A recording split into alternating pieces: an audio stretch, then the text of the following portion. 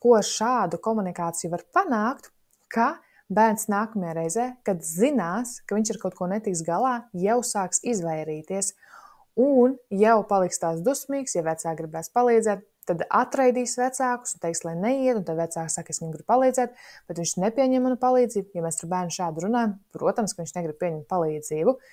Līdz ar to ir ļoti, ļoti svarīgi, kā mēs komunicējam. Un tad, kad šajā grūtību situācijā, piemēram, kā būtu jākomunicē, lai tad mēs bērnam veidot to disciplinētību, ka viņš pats grib sēdēt un pildīt savus mājas darbus, tad būtu jādara tā, ka pirmkārt nomainīt balss toni, balss tembru, būt atsaucīgam un saprotošam, un bērnam var teikt arī, kad es izlasu šo uzdevumu un es redzu, ka te ir kļūda. Un tad izlasa bērns, un viņš neko nepamana.